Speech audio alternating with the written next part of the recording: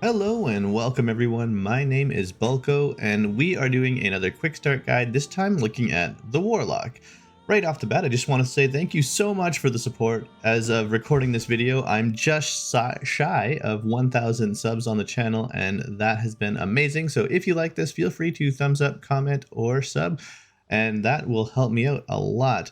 I am aiming for that 1,000 sub goal and I'm almost there thanks to your support. So without any further ado, let's talk about the Warlock. So right away, I'm going to frame this discussion, as all my class discussions, around what role this class can fill in a party. So right off the bat, the Warlock is probably most famously known as a striker. So this is a type of character that will do single target damage and eliminate targets in combat. And mostly this comes from the signature ability Eldritch Blast. This is an incredibly powerful cantrip, and it scales very well with character level, not just class level, which also makes Warlocks a very popular multi-classing dip. But at the level 2, you do get access to an invocation called Agonizing Blast, which lets it scale with your charisma in terms of damage. So this gives Warlock a pretty standard damage progression. So Striker is obviously a clear role they can fulfill. And with their spells and other invocations, they actually have quite a bit of versatility outside of combat and even in combat.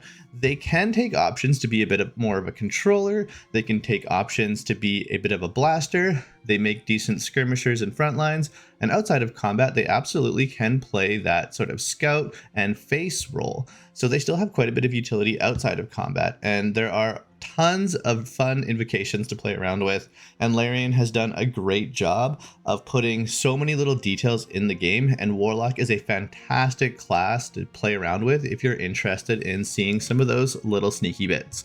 So right away, I'm just going to talk about a build that I would recommend and some of the choices I would make, and then let you make your own choices with your Warlock. So with that out of the way, let's get into the backgrounds.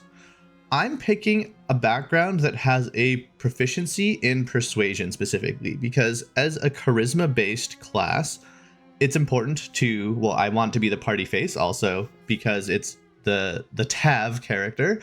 I want a character that's going to be leading conversations, that's sort of my character. And so I tend to pick or tend to lean towards backgrounds that are going to give me that bonus in persuasion. So there's a couple of options. You can take Artisan or Noble to get this. One is going to give you history. The other one is going to give you insight. Insight is probably also going to be a little bit more useful within those conversations, despite our low wisdom score. So I'm still going to grab that. And then based on the class skills, I can pick up deception and intimidation, which gives me the entire suite of face skills, which is going to be really useful.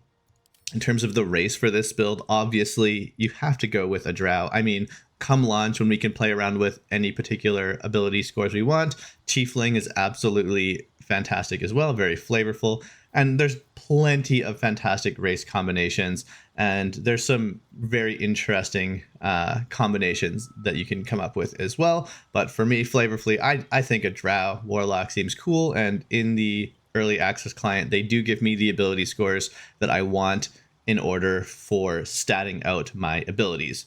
So before we get into anything else, let's talk about those abilities. This is very similar to what you probably have seen if you've seen my Bard video. This is a sort of standard array I like to build around with. So 2 16s, a 14, 2 10s, and an 8, with dexterity and charisma getting the 16s. I also have people tell me that and have reminded me that you can bump up your starting charisma to something like a 17, because you could take a half feat, which is something that you can take at level 4 instead of a ability score increase. So there's a few feats available that'll give you a +1 to charisma and then a few other bonuses and things like that. So if you are planning ahead and you want to take a half feat, absolutely, that's something you can do.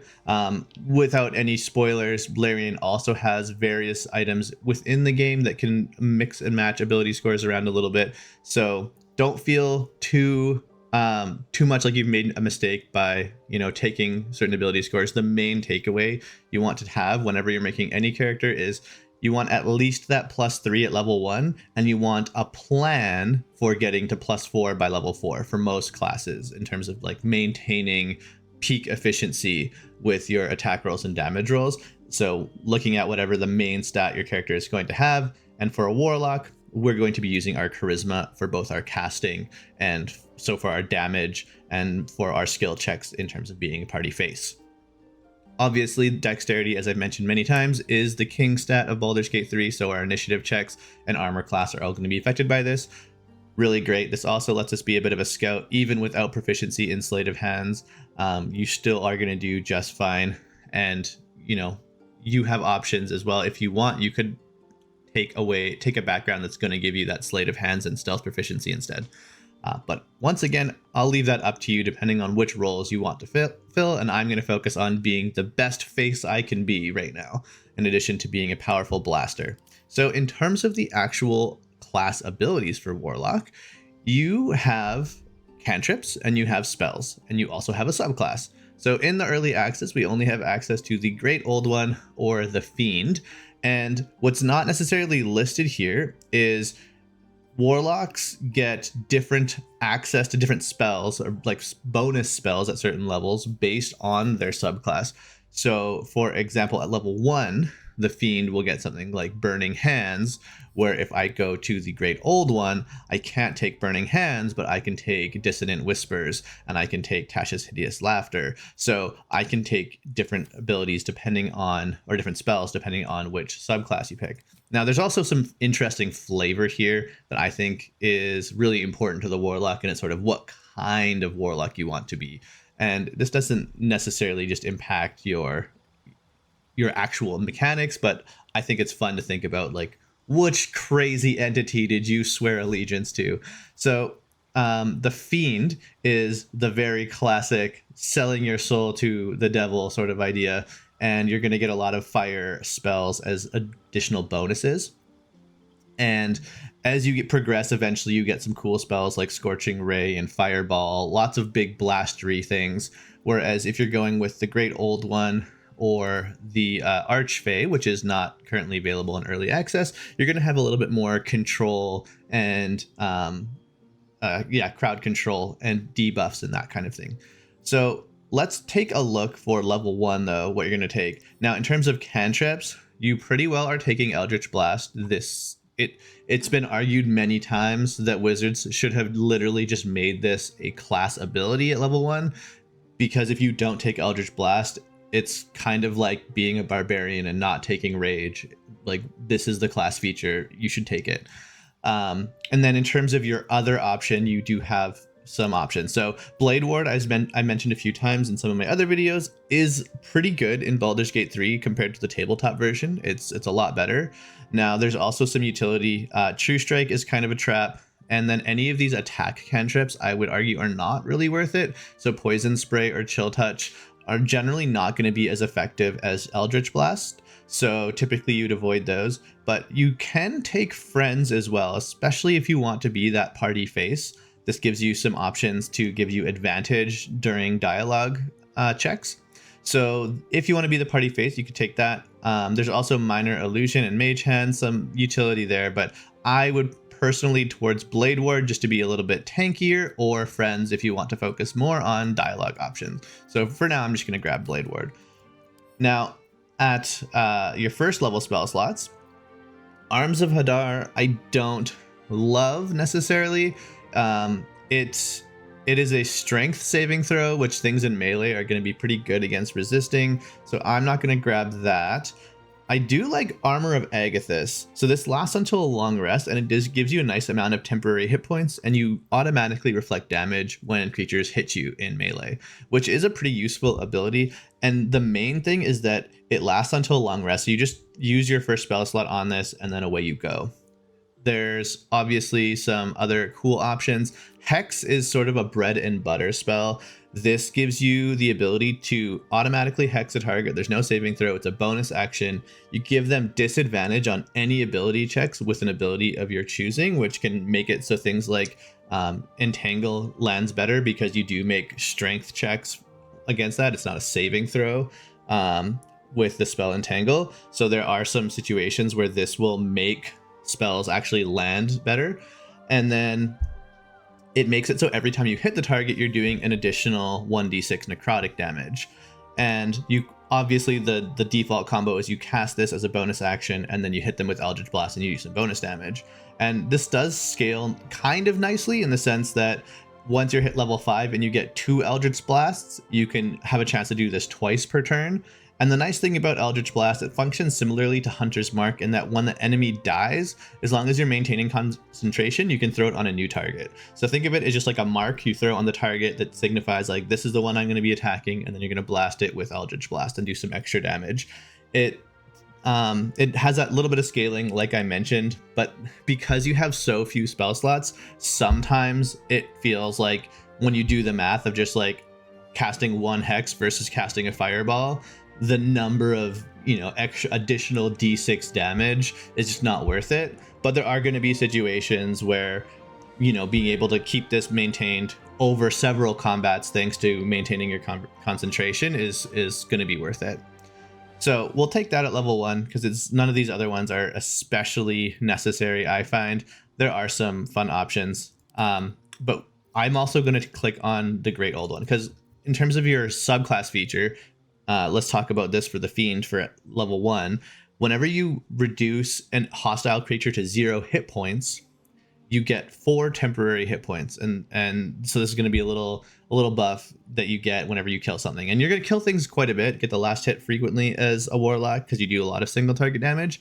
So you're pretty well always going to have a few temporary hit points, but the temporary hit points don't stack with other effects. And if I'm going to take a spell like Armor of Agathis, this is going to have less impact. Whereas the Great Old One's ability has Mortal Reminder in addition to some different spells, which I like. And this is whenever you land a critical hit, that creature and nearby enemies are frightened, which is a really useful debuff. It kind of just automatically bakes in some more control to your Warlock. It doesn't trigger very often, obviously a 5% chance every time you Eldritch Blast, but eventually you're going to be doing 2 Eldritch Blasts per turn, so that, that counts for something. And then spells like Tasha's Hideous Laughter and Dissonant Whispers are actually pretty useful, especially as you get to higher levels. Something like Tasha's Hideous Laughter, while it is no hypnotic pattern, with using like a 3rd level or 4th level spell slot and you're taking potentially 3 or 4 creatures out of combat, that's pretty well as good as a hypnotic pattern in a lot of cases anyways. And, you get to upcast things for free as a Warlock with your pack slots, and that's a big advantage. So we're going to take Hex and Armor of Agathis at level 1, and then we'll talk about level 2. So at level 2, Warlocks gain an additional Warlock spell slot. And I didn't mention Pact Magic at level 1, but we can talk about it now. So this is going to be the cap for the number of spell slots you get on your Warlock in Baldur's Gate 3, because we only get up to level 12. And that's how many spell slots Warlocks get at level 12 is 2. So you don't get any more than this. We've met our cap, but they do increase in level and power for each Warlock level you take to a certain extent. And the way the spell slot progression works in 5th edition is every odd level of a full caster, you get an additional level of spell slot. So at level 1, you have 1st level spells, and then at level 3, you'll get 2nd level spells. At level 5, you'll get 3rd level spells, etc. And a lot of spells obviously require the leveled spell slot for that level of spells. So once again, Fireball, the classic example, is a 3rd level spell. If you have a 3rd level spell slot, you can cast a Fireball. But in addition to that, many spells will have increased effect or increased number of targets when you upcast them. So spells like Command or Tasha's Hideous Laughter, for example, they don't have any more effects. They're just a crowd control spell. However, when you upcast them, they get an additional target for each level you upcast them. So when you're 5th level, you could target 3 targets with that level 1 crowd control spell, and all of a sudden it's looking pretty good still. So the advantage with Pact Magic is that it comes back on a short rest instead of a long rest, which means typically the way it's going to play out in Baldur's Gate 3 is almost every encounter you're going to burn through both your spell slots, and then afterwards you're going to short rest, and you'll always have those 2 spell slots per encounter, which means you get really powerful high impact spells at the start of every fight, but you do run out of them quickly. So this is sort of the trade-off with the Warlock, is in a really prolonged encounter, you are going to run out of resources, but fortunately you have an infinite resource in terms of your invocations and Eldritch Blast. So Eldritch Blast is good because of Agonizing Blast. Agonizing Blast lets you add your Charisma modifier to the damage dealt by Eldritch Blast. So this is what makes it worthwhile, and this is the key invocation that you want to take no matter what. But fortunately, you get 2. Now, the other invocation you get, there are so many fantastic options, and there's a lot of things to think about. So you have the opportunity to take Armor of Shadows, which lets you just have Mage Armor for free as a free spell. You get Mage Armor and you can cast it when you're not wearing armor, and it gives you a bonus. So with this particular character, I'd already be at 16 AC, completely naked, which is not too bad. Beast Speech lets you just speak with animals at will without expending a spell slot. So as a party face, this is a fantastic spell. Lots of opportunities to talk to beasts, and it uses an invocation. It's not necessarily using up a spell slot, which is nice. Beguiling Influence, you get proficiency in Deception and Persuasion. So this could be an opportunity if you didn't take a background or those skills at level 1, you could then gain that proficiency, which is nice. Devil's Sight lets you see perfectly fine in both normal and magical and non-magical darkness. There is a classic combination where you take the 2nd level spell Darkness, which is magical, and you just cast it on yourself, and then you stand in the ball of darkness with Devil's Sight, and you have permanent advantage attacking enemies, and they have permanent disadvantage against you. That's a popular combo for Warlocks. It's very fun. And in the tabletop version of the game, your DM might get annoyed at you, though, and I might be speaking from experience.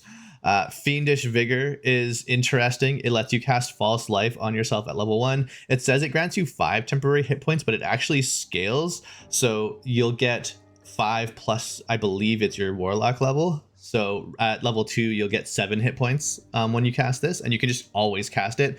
Once again, they don't stack, but it essentially play out in that you start combat with an extra, handful of hit points, and that's pretty good. But it should be noted, if you are a Fiend Warlock, it won't stack with those, and if you like Armor of Agathis, it won't stack with that either. So this is an opportunity. Warlocks have lots of places where they can get temporary hit points. You only want 1 because they don't stack. So think about that. Mask of Many Faces, you get to cast Disguise Self at will, which is fantastic. Lots of fun interactions there, I've been told, and Larian has done a great job of making this really interesting. And then Repelling Blast is for those tacticians out there, lets you use your Eldritch Blast to push creatures away from you. And I believe this is a toggle. So you can choose sometimes if it's advantageous to knock them away, you can do it. And sometimes you don't want to knock them out of your line of sight or something like that. And so you don't push them back. So there's a toggle for that, which is cool. This is really useful, especially if you're trying to get an ally out of engagement. So they one of your squishy characters has an enemy on them, and your Warlock is going to repelling blast them away so that they can get some room to move out. Obviously, knocking people off cliffs is super fun, and I've mentioned this before. There's a ton of verticality in the terrain in Baldur's Gate 3, so there's almost always going to be opportunities to knock people off cliffs, which makes this really satisfying. And then finally, the Thief of 5 Fates lets you cast Bane using a Warlock spell slot once per long rest. This is a powerful debuff. It gives you a few more options. So it is really up to you what you want to take. I'm going to take Repelling Blast because I just want to be that all-in on Eldritch Blast Warlock, and I think that's fun. You get an additional spell, and this is where I would probably take something like Tasha's Hideous Laughter.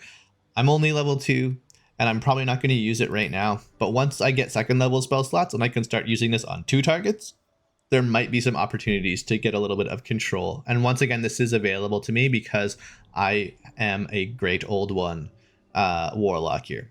And that is level 2 with the invocations available. Now let's talk about level 3. All right, at level 3, right away, we get improved Warlock spells. So this means our 2-pack slots are now 2nd level spell slots, and we can therefore take 2nd level spells. So there are a few options here that are really useful. Keep in mind though, warlocks have very few spell slots, so you want to take something that's going to be high impact. If you took the ability to see in darkness with Devil Sight, darkness is obviously a fantastic pickup. If you want a little bit more blasting capability, Cloud of Daggers or Shatter is really useful. I would say I would lean towards Cloud of Daggers as sort of a high impact spell. There's some opportunities for Misty Step. It's a bonus action that lets you teleport very far away, and that'll get you into those positions where your repelling blast is going to be even more useful, knocking people off cliffs from the right angle, that sort of thing. I've had a lot of people in my previous video mention that there's some really fun interactions with silence, so it could be worth considering. Hold Person is one of the premier crowd control spells, so also worth considering. And then obviously spells like Detect Thoughts are going to be really useful outside of combat, and there's going to be some fun options there. But with the limited amount of spells, I don't know if I'd pick Detect Thoughts on a Warlock. Crown of Madness is also another crowd control spell. It can be a little bit trickier to land, but it is also very impactful when it does. So that's the level 2 spells. I'm definitely going to pick something like Cloud of Daggers just to get a little bit more versatility in terms of single target and AoE. I already am a master of single target with Eldritch Blast, and now I have some crowd control in terms of, well, I'm not crowd control, but like ability to clear out crowds with death. Yeah.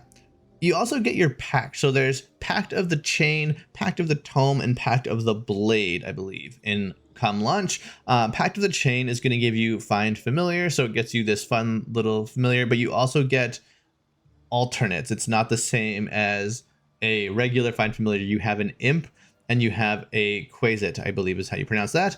And these are definitely useful. So the sting of the Imp actually does a little bit of damage, and the Imp can go invisible, which is going to definitely increase its ability to stay alive. And when it's invisible, it's going to have advantage on that first sting attack roll.